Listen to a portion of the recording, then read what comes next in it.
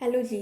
हम सबको पता है सरकार ने फार्म बिल निकाला है जिसमें 3 लॉ हैं, 3 कृषि कानून हैं, जिसकी वजह से आज फार्मर्स प्रोटेस्ट कर रहे हैं, किसान आंदोलन कर रहे हैं। सबसे पहले हम ये समझें कि ये तीनों बिल में क्या है, तीनों बिल क्या कहते हैं, और फिर ये देखेंगे कि किस डर की वजह से किसान आज आंदोलन कर रहे हैं। पहला कानून, इसका सीधा साधा मतलब है कॉन्ट्रैक्ट फार्मिंग, जिसमें किसान और प्राइवेट कंपनी के बीच एक एग्रीमेंट होगा, जिसमें कंपनी के द्वारा प्राइवेट कंपनी के द्वारा कुछ नियम और शर्तें होंगी, टर्म्स एंड कंडीशंस होंगी, और फसल उगने से पहले ही उस फसल का दाम या रेट लगा लिया जाएगा। पहले इस बिल के फ़ायदे देखते हैं। पहला फ़ायदा कि जो मिडलमैन बिचौलिए होंगे वो हट जाएंगे और किसान डायरेक्ट प्राइवेट कंपनी को अपनी फसल बेच सकते हैं। दूसरा फ़ायदा, मंडी के व्यापारी जो सरकार को टैक्स देते थे उनको नहीं देना पड़ेगा।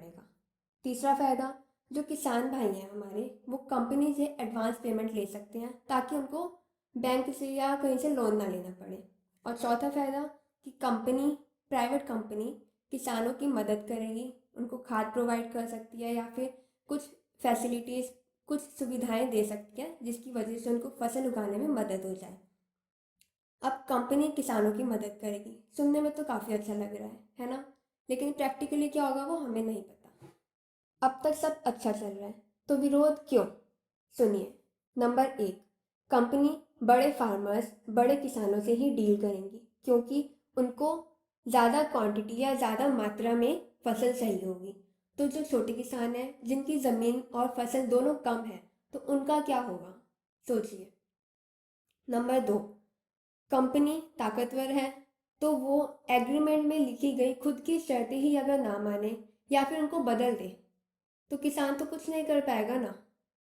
और किसान क्यों कुछ नहीं कर पाएगा? अगला सुनिए। बिल के मुताबिक किसान किसी भी कोर्ट में नहीं जा सकता या पुलिस के पास नहीं जा सकता।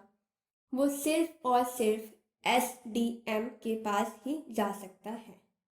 और एसडीएम के पास इस मुद्दे के अलावा भी काफ़ी काम होते हैं, और आप सब तो जानते ही हैं हमारे यहाँ का सबसे करप्ट सिस्टम एसडीएम सिस्टम ही है। दूसरा कानून, इस कानून में है कि किसान अपनी फसल दूसरे राज्यों, दूसरे स्टेट में जाके भी बेच सकते हैं। अब इसके फायदे क्या हैं?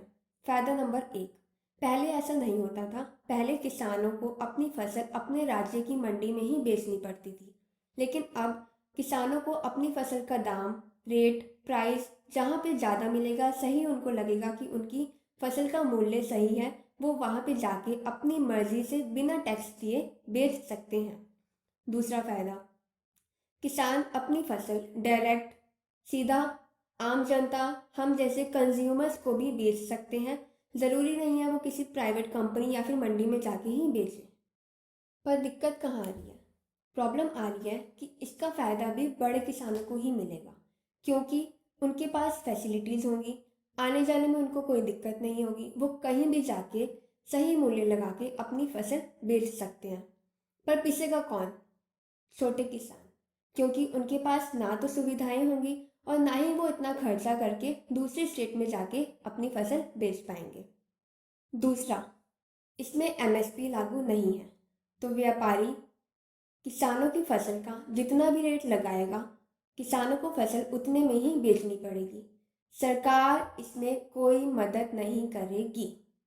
और एक बार अगर किसान मंडी से बाहर निकल के फसल बेचने लग गया, तो धीरे धीरे मंडी सिस्टम भी खत्म हो जाएगा।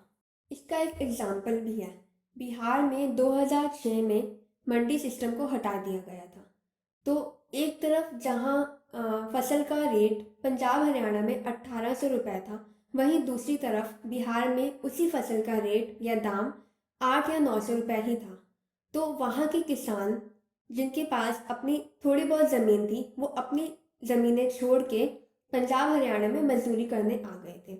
जहाँ एक तरफ कहा जा रहा है कि किसान अपनी फसल दूसरे स्टेट में जाके बेच सकते हैं, वहीं दूसरी तरफ एमपी और हरियाणा के सीएम ने दूसरे राज्यों से आने वाले किसानों को अपने राज्य में फसल बेचने से रोक दिया था। जबकि अभी तक ये कानून पूरी तरह से लागू नहीं हुआ है, और जब ये कानून लागू होगा तब क्या होगा?